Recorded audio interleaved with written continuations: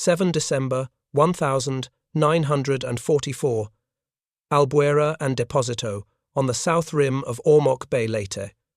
Dawn tears open the rain. Landing ships grind forward, bows yawning, and the first trucks cough onto the pumice sand. 6th Army under Lieutenant General Walter Krueger feeds the beach with steel. Ex-Corps under Lieutenant General Franklin Sibert pushes the 77th Infantry Division ashore under Major General Andrew D. Bruce. Out in the grey, a Zero drops like a thrown knife. One blast, then another destroyer. Ward burns and rolls, Mahan erupts into smoke, and still the winches on the beach keep whining. Pallets thud, ammunition crates scrape, fuel cans clatter. The line never stops. In the hills above the Ormoc Highway, officers of the 14th Area Army, under General Tomoyuki Yamashita, have wagered on the island itself. Jungle, rot, fever, landslides and knee-deep rivers will starve the Americans more surely than bullets. The 35th Army under Lieutenant General Sosaku Suzuki, with the 26th Division under Lieutenant General Shiro Makino, holding the south, approaches, waits for hunger to do the killing. But the rain only slicks the canvas on truck beds as they nose inland behind rifle companies of the 305th, 306th, and 307th Infantry. Shore parties flag the columns through mud like wet concrete. A field road appears where there was none at first light. A dump rises from nothing, timber skids, tarps, a line for water cans, a corner for bandages already red. Kamikaze sirens scream again. Crews hit the deck, then stand and load. A forklift groans off an LST and swings a bundle of 105mm shells into a waiting trailer. A Corps signalman lashes wire along a jungle verge, and a gunner checks fuses with muddy fingers. The beachmaster's voice stays even. The schedule holds. By noon, the trucks are climbing into the trees, tires biting canvas, snapping guards riding the running boards. Rations, water dry, socks, plasma belts of 30 crates of 45, and boxes of mortar rounds pass mile markers. The maps barely show. Somewhere ahead, an ambush is set for men too tired to fight. Instead, it meets men who have eaten, who are warm, and whose artillery is already on the road behind them. Then, only the rain. The island campaign turns on a wager, made far from the beach. Rain, mud, fever, and jungle will finish what artillery cannot. Staff officers in Manila count on roads that vanish under slides, rivers that rise overnight, and trails that turn a mile into an hour. The calculus looks sound on Leyte. The Ormoc Valley is a soaked corridor hemmed by ridges and mangrove mouths, and every sack of rice or crate of shells has to move through it to reach the firing line. If shipping can break the American bridge just once, hunger and exposure will grind down the advance. That is the belief running through operations orders sent to the south shore of Ormoc Bay. 6th Army builds a different answer. The bay becomes a conveyor, not a target. 7th Fleet escorts push transports into the teeth of kamikaze weather. When destroyers die, flaming the schedule does not. Shore party flags go up, bulldozers nose into the tree line, and pontoon sections lock into straight lines that were surf a few hours earlier. The landing itself is only the first act. What matters is what follows in the same tide cycle: ammunition pallets slung off LST ramps, gasoline in 5-gallon cans, stacked into waist-high walls, water trailers parked in a grid, and a fenced corner for medical resupply. Trucks back to the edge of the surf take the load and climb into the valley. The sound is constant engines on governor winches, clacking ropes singing in spray. The Japanese plan assumes the island will conspire with them. It does to a point. The monsoon pounds the valley. Men on both sides cough up the same mud and blood and live with the same rot. But one army arrives with a system designed to outrun damage. Atabrine keeps malaria rates down. Chlorination sets up beside every water point. Socks and towels move as scheduled items, not afterthoughts. Spare parts ride in labelled crates, and the tools to fit them arrive in the same truck. When roads shear away, engineer graders cut a bypass and throw brush matting into the morass. When streams rise, assault boats ferry a platoon across while a Bailey panel bridge starts to grow a few yards downstream. The jungle slows the Americans. It does not starve them. Ormoc itself is the pivot. From the north, infantry and cavalry that fought down, Route 2 pressed toward the port. From the south, the landing force climbs out of Albuera and Deposito and turns inland. The Japanese garrison understands what that means: cut the convoy, and the two American thrusts will lose speed, lose heat, and finally lose nerve. Attacks therefore fall on ships, not just soldiers. Smoke columns mark losses that would crack a thinner logistics frame. Here they do not. Beachmasters reshuffle priorities without theatrics. Ammunition for the nearest battalions first, then rations, then wire, then tentage. Fuel moves always. Artillery trains are staged inside the first hour so that batteries can follow the rifle companies by afternoon. When dusk comes, the dump is sandbagged, roped, and inventoried. Guards know which row holds plasma and which row holds mortar increments by touch. Numbers shape the ground more than slogans. A single American division can burn through hundreds of tons a day when fighting. That requires a living pier from sea to foxhole, and that is what the valley sees form under rain. A file of trucks that never quite stops, headlights hooded, each with a manifest tied to the dash. The discipline is maddeningly dull to watch and impossible to break at the point of contact. Even when units stumble, when companies go blind in the jungle or a culvert collapses, relief is measured in hours, not days. The result is not dramatic, it is cumulative. Companies step off with full belts, warm food in bellies and dry boots. Patrols carry radios that work. Litter teams have morphine and bandage rolls to spare. Artillery forward observers ask for fire and receive it because the shells were landed before noon and tallied by 2. Across the ridgelines, the defenders wait for absence, the crack in the chain when the rain wins, the day when Americans fight on empty. Instead, they meet a machine that absorbs punishment and replaces its broken pieces before the hour turns. The jungle kills, but not fast enough. Hunger stalks, but not on the American side. And every mile the trucks climb into the valley moves the same answer closer to the waiting ambush lines. The supply never breaks. The fight in the valley turns on things that look small up close and decisive when multiplied by hundreds. A rifle platoon climbs a cut in the hillside with belts heavy and canteens full because a line of 2.5-ton trucks has been rotating from the surf to the trailhead since morning. The drivers ride low in their seats, gear levers in second, exhausts burbling under rain. Each dash carries a manifest card showing rations, water, small arms, ammunition, mortar rounds, medical, and other. The card exists so that the platoon sergeant who meets the truck can sign and move, not argue. The jungle tries to break that rhythm with slides and sudden torrents. Engineers answer with saws, pickets, and brush matting pounded into soup to make a road that holds for 6 more trips. Japanese companies positioned along spurs east of the Ormoc Highway are built around light machine guns, knee mortars, and a few heavy pieces dragged in before the weather turned. In good ground, they can rake a clearing and drive men into the trees where the jungle finishes the work. In this ground, they find that every American contact begins with sound, the pop of a handset on the battalion net, then a clipped fire request, then the long cough of 105mm howitzers firing from a cleared rectangle, near the beach. Time fuses spin and airburst in treetops. Fragments sweep down through palm and vine. The technique is no secret, but it is brutally reliable. Fuse setters work under ponchos. Powder increments stay dry in tarped crates. When a detachment runs low, a trailer with more charges is already winching off an LST whose ramp never seems to close. Water is life in the valley and a weapon. Purification points sit just behind the line drums, ringed with data plates showing chlorine dosage under different turbidity. Men fill canteens, drink and refill without guessing. The Japanese have cisterns captured from villages and caches that must be carried by hand up slopes that take a minute per 10 steps. Dehydration is not dramatic, but it is arithmetic. A section that starts the day 2 quarts down will not sprint when the ambush blows. The Americans run water trailers forward every afternoon whether an attack is on or not. A private connects a hose, opens a valve and logs the time. The habit is dull and the advantage enormous. Now and then the jungle makes its own move. A bank lets go above a switchback and smears a 1/4 mile of track into porridge. The schedule does not pause.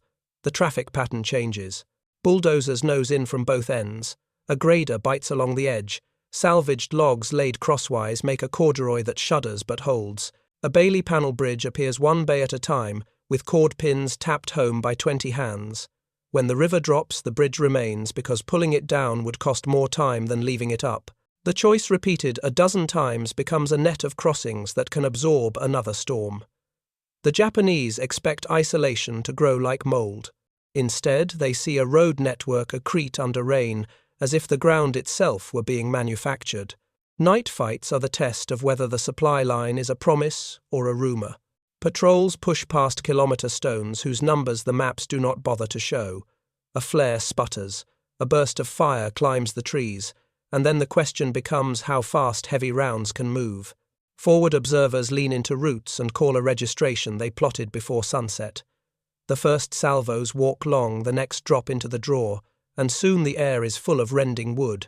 Infantry throw grenades by sound and close a few yards when the echoes lull. When the action stops, litter teams move, with real plasma in tins, morphine in ampules, and clean dressings that were not supposed to have made it here before morning. Men who would have bled out under the old plan are bumped down the track on improvised stretchers and loaded into trucks whose drivers do not ask questions. The Japanese set ambushes for a hungry army. They meet an army whose mess sections serve hot coffee at midnight because gasoline cans came ashore in stacks as high as a man, and stoves burn as long as there is a line to feed. The defenders' mortars make a different kind of weather. Bombs fall with the hollow plop unique to 81mm tubes, and when the valley catches the sound, it passes it along like thunder. The answer again is procedure. Counter-mortar radar is not here. What arrives is the practical triangulation of sound and flash, the quick report, and a battery shift that pushes shells into the right fold of jungle. On the beach, powder smoke drifts around stacked crates. The ready racks are topped off, and a sergeant scratches a mark in pencil beside the line item that just got thinner. By noon of the next day, the line is fat again because the ships did not leave and the cranes did not stop. Men remark on it without poetry, there is always more. Japanese logistics come by the meter and by the shoulder. A packboard carries a mortar bomb. 3 men carry a crate of ammunition. A dozen men drag a machine gun up a goat track by rope. It is not incompetence. It is physics on this island. But physics given enough steel and fuel changes. The LST that opens like a barn door is physics. The tractor that pulls a trailer full of shells over sand that would swallow boots is physics. The deuce that climbs a grade in low with a dry differential and good brakes is physics. The effect is not just more ammunition fired, it is more choices available at the exact minute a decision must be made. A company commander can risk a flanking path because he knows his men will eat and his radios will work and his casualties will be evacuated. The Japanese lieutenant opposite him knows that any attack farther than an hour from the cache will be fought on whatever is in pockets. The jungle still kills. Men slip and break legs. Leeches fatten. Rifles foul. Malaria takes some no matter the tablets and the lectures. But attrition is not distributed evenly. Preventive medicine becomes a weapon. Atabrine tablets chalk tongues twice a day. Delousing powder drops into collars after every patrol. Socks change with a discipline that looks fussy until the 3rd week, when feet that would have rotted are still good. When companies pivot from contact to pursuit, the difference shows in pace. One force chases because it can. The other slides because it must. A skirmish above a bend in the highway makes the point without comment. A Japanese platoon holds a short ridge with good arcs and a shallow reverse slope. The Americans step into the open and are checked. Then the little machine starts wire run to a covered position. A fire mission shifted 100 yards by a man who has done this twice already today. A squad sent left because there is time to send it. Smoke delivered on call from tubes whose rounds were offloaded before breakfast. And finally a rush that does not gasp at the last 10 yards because men ate and drank on schedule. The ridge falls. The rain comes back. The trucks arrive. And the supply never breaks. Rain drums the tent roof like fists. A Japanese company commander sits with his map and a stub of pencil and listens to the valley speak truck engines, somewhere beyond the curtain of trees. Winches clattering on a beach he cannot see a far thud that could be surf or artillery. Working by the clock. He was told this ground would do the killing. The jungle would eat boots, the fever would eat men, and the rivers would cut the line. His orders say to wait along a fold above the highway until the Americans thin themselves by distance and weather. He tastes atabrine bitterness on prisoners' tongues in his memory and pushes the thought away. Discipline is to wait. A runner brings a canteen half full and news that the cistern in the village is down to sludge. Porters complain in whispers that a single mortar round feels like a crate of bricks by the third bend. He walks the line and checks, fuses, finds a knee mortar team with shells kept dry in an oilcloth that smells of fish, and tells them to hold their fire until the trucks appear. Trucks do not belong here. That is the point. And yet he hears them, a patient growl that rises and falls like breathing. Across the waterline, a beachmaster holds a pipe he does not light and watches a pontoon string settle into the surf. He keeps his voice flat because the work is a metronome and excitement is friction. A landing ship swings its ramp and a trailer squeals as it takes weight. He notes by habit the angle of the ramp, the line of men on the winch, the way the coxswain is feathering throttle to keep the bow from yawing. Under the tarpaulin behind him, a ledger page is already smudged with the morning's entries. 105mm high explosive rations, B drinking water, medical fuel. He draws a line across the page at the hour and calls the next set forward. Men shiver and grin without sound. A crate slips, smacks, the deck holds. He puts the pipe back in his pocket and steps into the spray. A truck driver sits high behind a split windshield misted with salt and rain. The deuce shakes when the load bumps, and he rides the clutch the way the instructor taught him at stateside motor pool, patient feet, ears open. He knows the bend where water shears off the uphill bank and cuts a rut that can swallow a wheel to the hub. He knows to take it square and steady, not power through. The man sitting on the fender with a rifle tips 2 fingers when a rock clacks under the tire. The gesture means keep the angle. They climb into the low cloud that hangs over the Ormoc Valley, and the engine smells sweet with gasoline. A bamboo pole marks a culvert he cannot see. He slows, feels the truck settle, and Rise smiles once into the rain.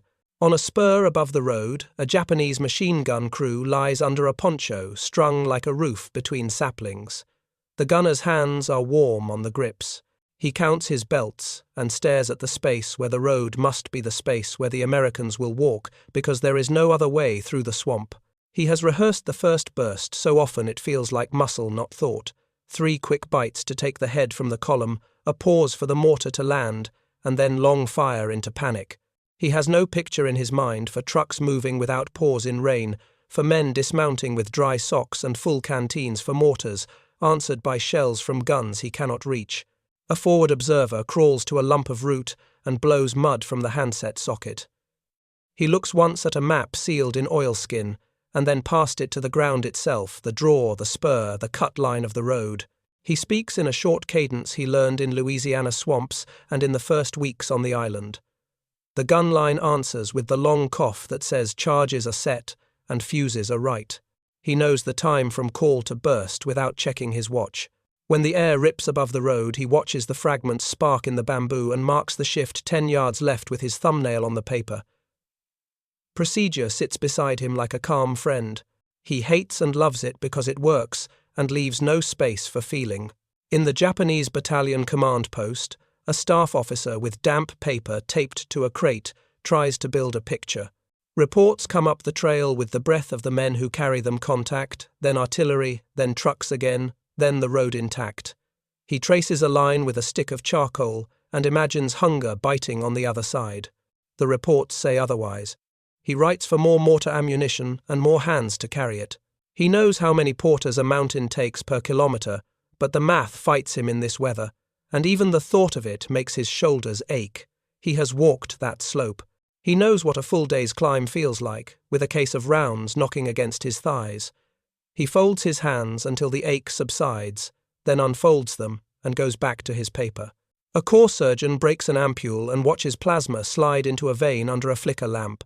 The tent walls kick with every gust. Someone laughs too loudly at nothing, and someone else shushes him without heat. He keeps his fingers steady and his thoughts as narrow as the needle. A boy on the next cot asks if it's still raining, and the surgeon says yes, as if weather were a promise kept. He has seen days when they had to choose who bled because the tins ran out. Not here. Not today. He nods to the orderly to swap in a fresh bottle and steps out under the fly to clear his head. A truck downshifts at the turn, and he can tell from the engine note there is weight in the bed. He allows himself one breath that feels like gratitude, and then goes back inside. Engineers stand to their knees in brown water and manhandle a Bailey panel onto rollers. A sergeant with a voice like a file calls the order, and the panel walks forward on hands and shoulders, pins seat with dull rings.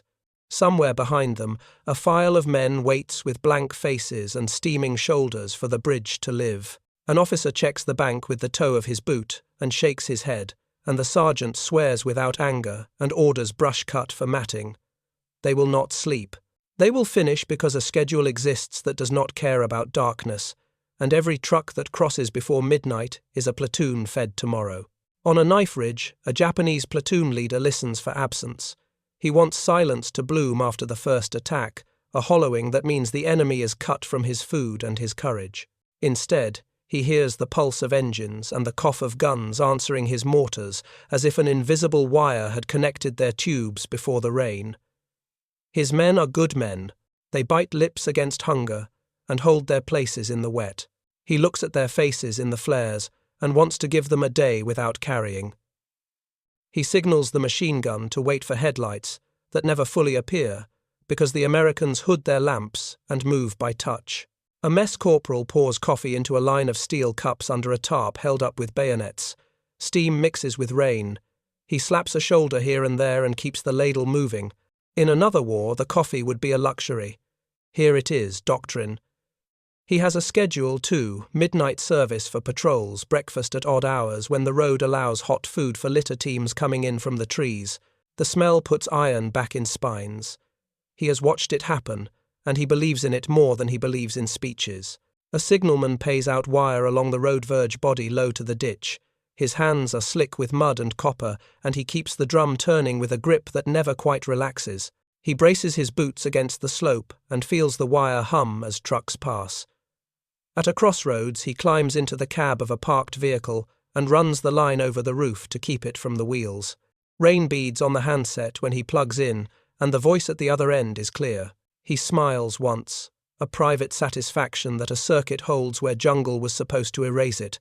By the second night, the Japanese company commander has stopped hoping the valley will do his work.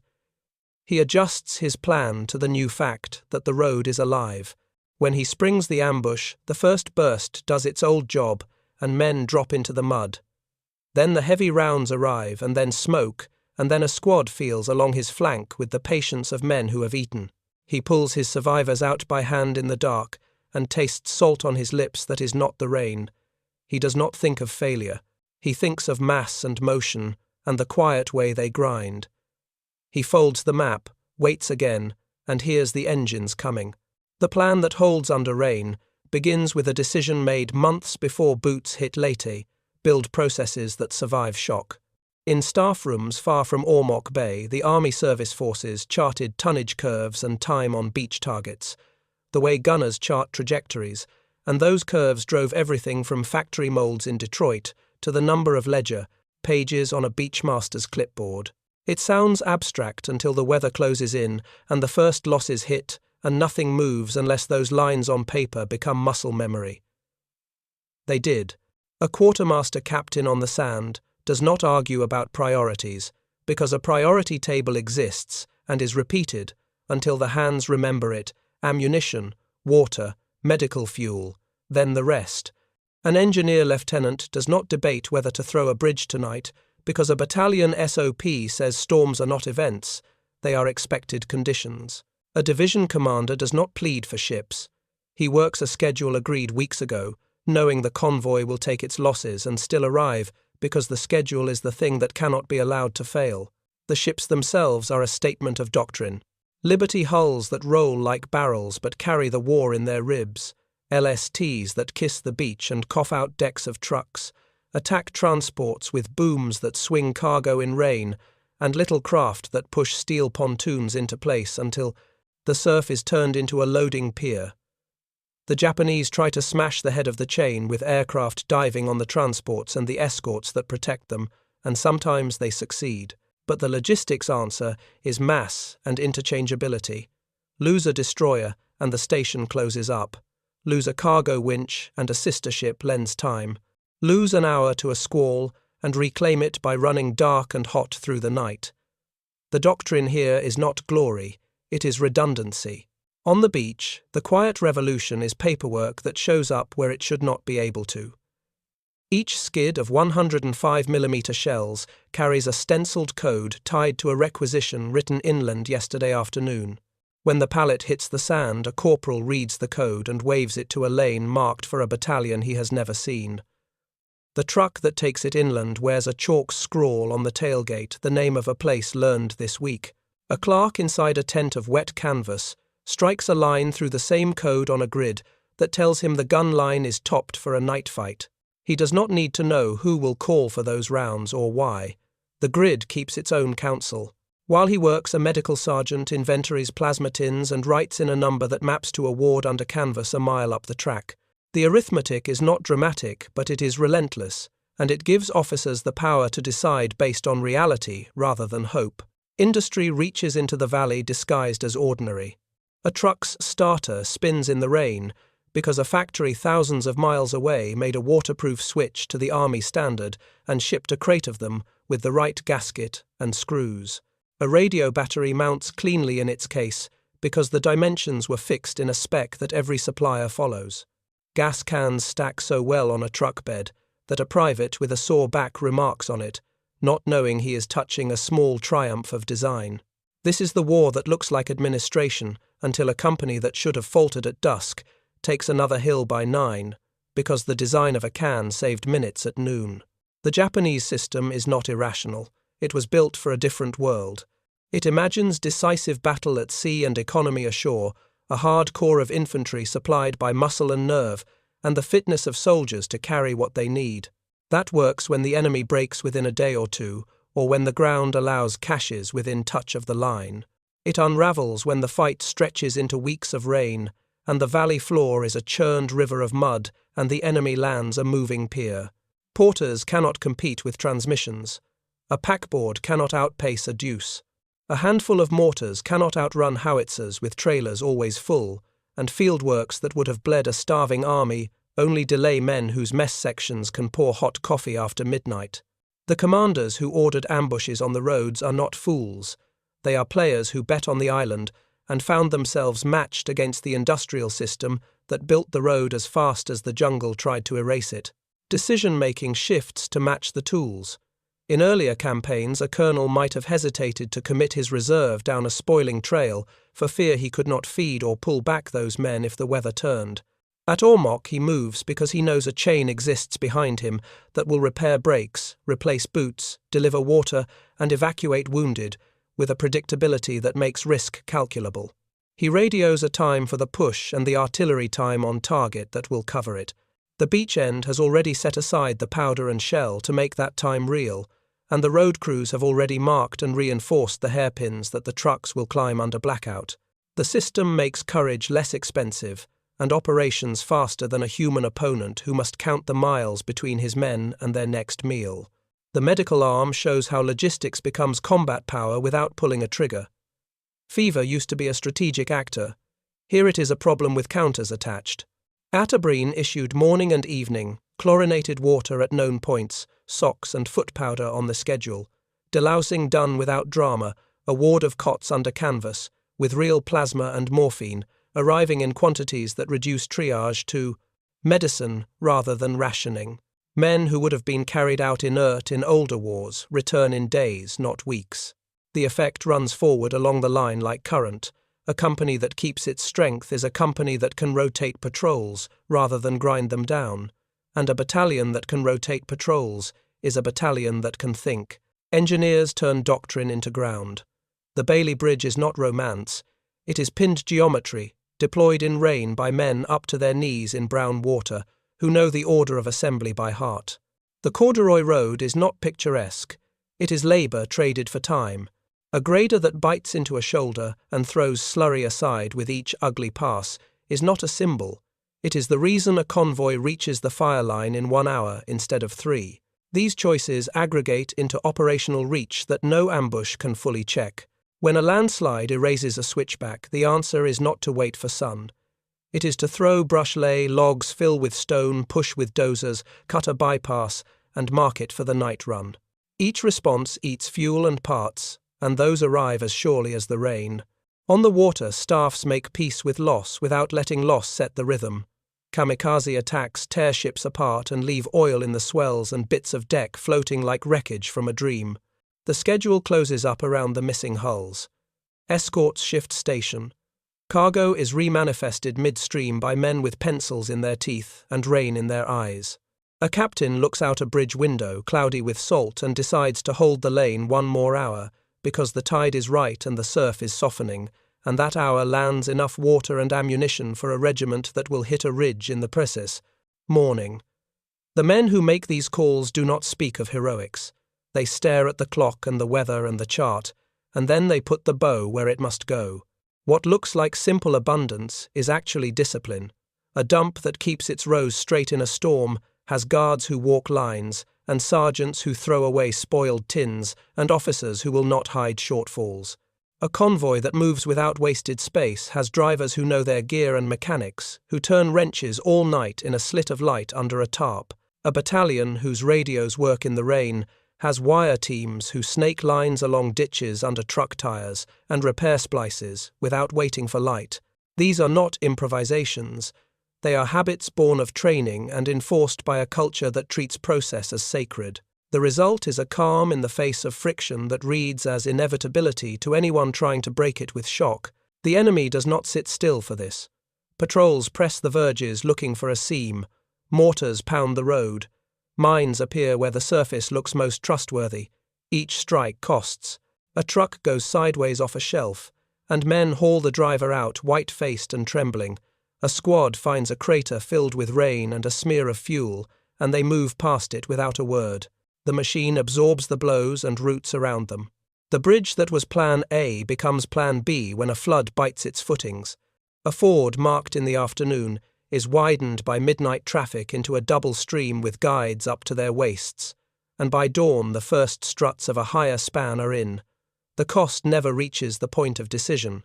That point remains with the force that can preserve tempo. The contrast that matters is not romantic. It is the difference between faith in terrain and faith in system. The Japanese staff counted on the island to act as their ally on hunger, to erode the American line until small attacks would topple it.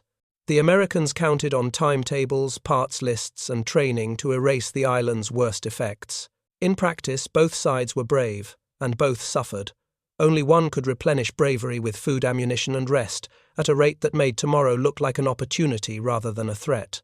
That is why, when a battalion on a ridgeline ran low on mortar rounds at 3 a.m, fresh boxes arrived by 4, and why, when a company downstream needed plasma and dry blankets, they appeared before the hour turned.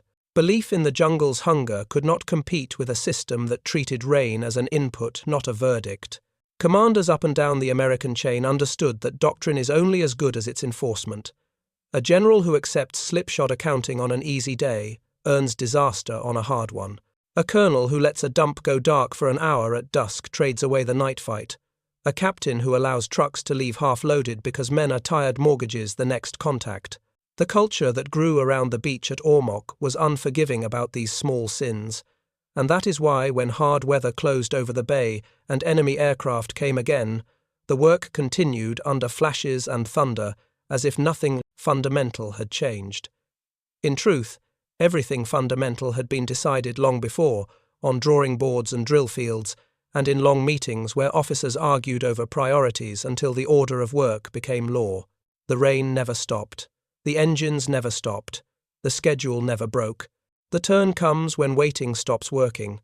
For weeks, the plan along the Ormoc Road has been to let the island do the killing, to hang on spurs and gullies until hunger thins the columns and fever takes away the will to push.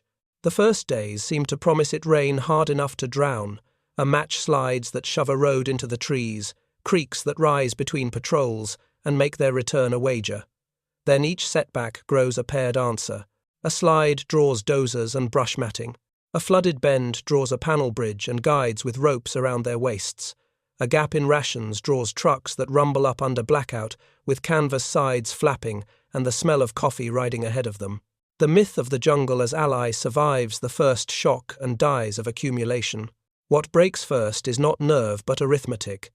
A Japanese company commander notes how many mortar bombs he has and how far each must be carried to reach a firing point, and the numbers refuse to stretch. He can ambush the road once, maybe twice, before ammunition and water run out.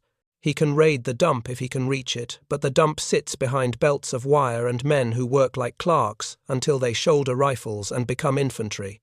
He thought the enemy would slow more than he did. What happens is the opposite.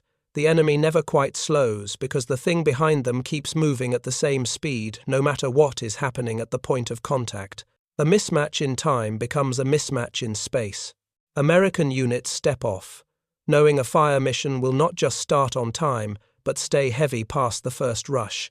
That changes the route they choose and the angle they take a ridge. They risk a longer flank because they can eat and drink on the move and talk to their guns without striping batteries dry. The defenders plan on a burst of violence and a long hollow afterward. The hollow does not arrive. Shells keep coming. Smoke keeps screening. A second platoon appears 20 minutes after the first, when the old pattern said, an hour or not at all. Men who set their watches by absence face presence instead. Even illness becomes an index of collapse. The valley molds feet and takes skin, and jungle sores bloom despite care. But the gap, in effect, is decisive. At one aid point, a man with fever is cooled, dosed, and returned to duty in days.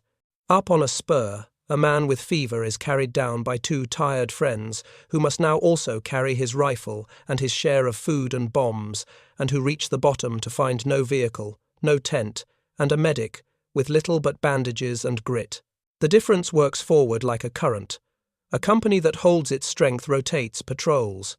A company that bleeds men to sickness has to hold with whoever can stand. By mid-December, the sound of engines in the valley is no longer a surprise. It is the weather.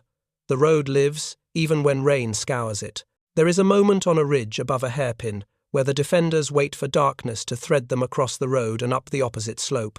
The Americans arrive early, lay wire as they go, pull a platoon across at dusk under smoke called by an observer who knows his battery can fire until he says stop, and by full dark they are on the far lip cutting the trap in two. The defenders withdraw because the plan presumes fatigue across the lane and finds stamina instead. When the column from the north nears the port, and the thrust from the south climbs to meet it, the valley itself registers the change. The trucks that used to grind alone in rain now pass columns coming the other way with prisoners and walking wounded under blankets. A beach dump that felt like an island becomes a terminal linking two streams of movement. Ammo comes in, and battered men go out on the same tide. A staff captain who has kept his ledger dry under 3 storms stops looking up each lane number and reads them by muscle. This is not brilliance. It is habit meeting pressure and refusing to slip.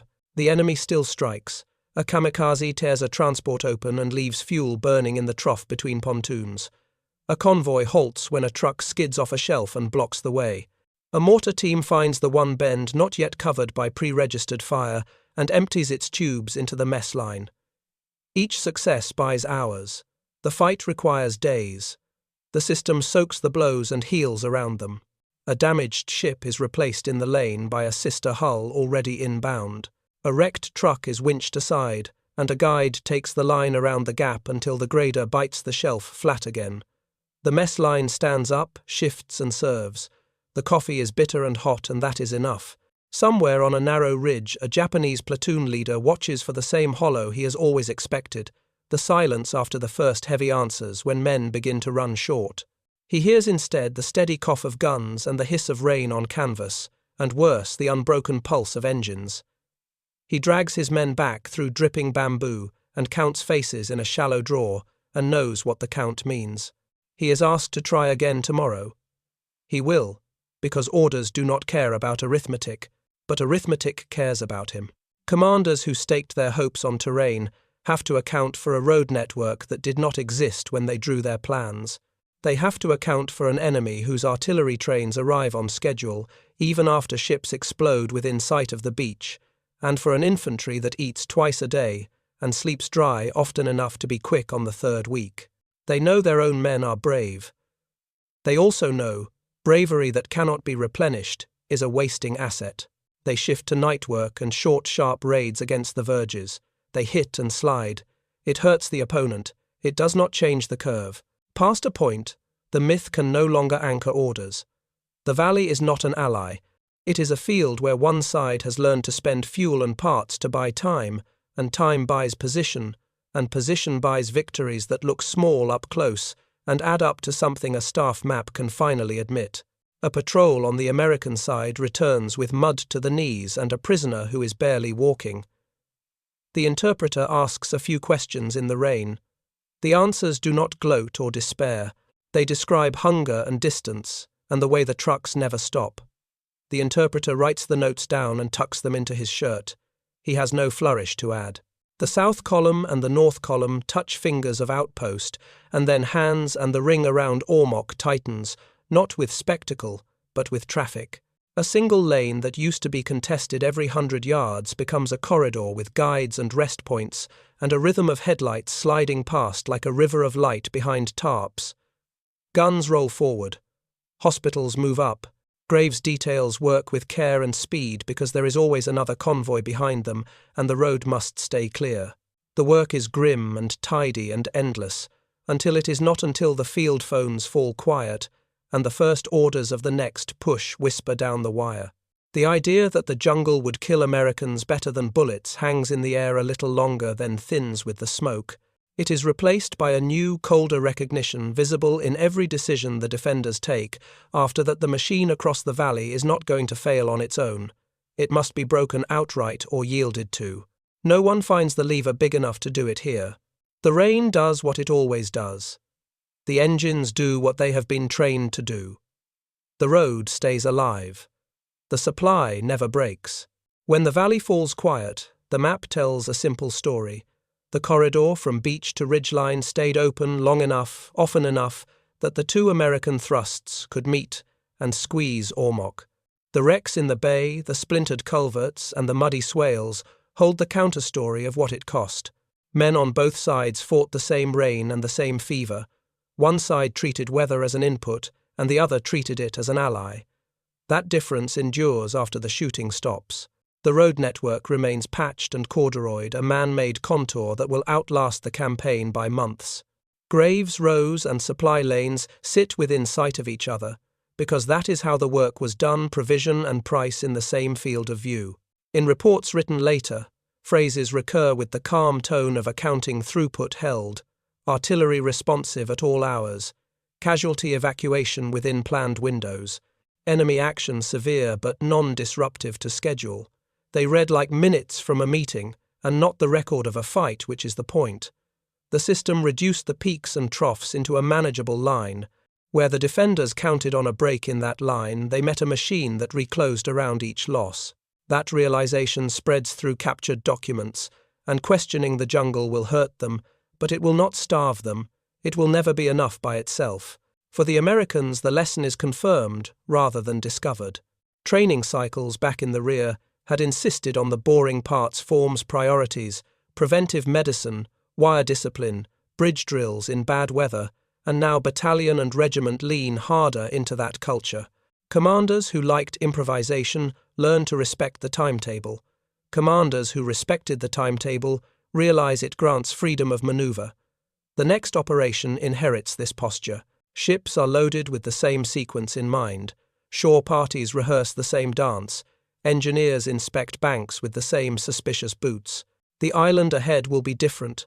The answer they carry forward is the same. For the Japanese, the adjustment is narrower, harsher. If terrain cannot be counted on to complete the kill, attacks must be shorter, sharper, closer to the dumps and roads than doctrine would prefer. Night raids against the verges, mines, seeded at curves the graders cannot easily widen. Mortars carried only as far as a single burst can be fed and then withdrawn. These measures buy time, but not reversal. The belief that sickness and mud will do the deciding fades into something grimmer arithmetic, must be changed by hand at the point of contact again and again, without a reserve of fuel and parts to help. The larger questions linger in the quiet after. If the same chain had been thrown across other islands earlier, would the pace of the campaign have changed? If the defenders had shifted sooner from faith in terrain to an economy of ambush and withdrawal, would the corridor have thinned enough to tear? What is the real weight of a system that makes hot coffee appear at midnight and plasma at 2 and shells at 4? And how do you measure its effect next to courage? The answers are argued in staff, colleges, and among veterans who remember the smell of wet canvas and the sound of engines under rain. The road grows ruts and then grass where tires once hissed past. Markers remain a rusting drum stamped with a code, a panel bridge left because pulling it down cost more than leaving it up a stretch of corduroy that still prints cross-hatched in the mud. They say the same thing without drama. The jungle did its work and men did theirs. One side relied on the valley to finish the job, the other built a way through. The engines faded at last, the rain kept falling, and the supply never broke.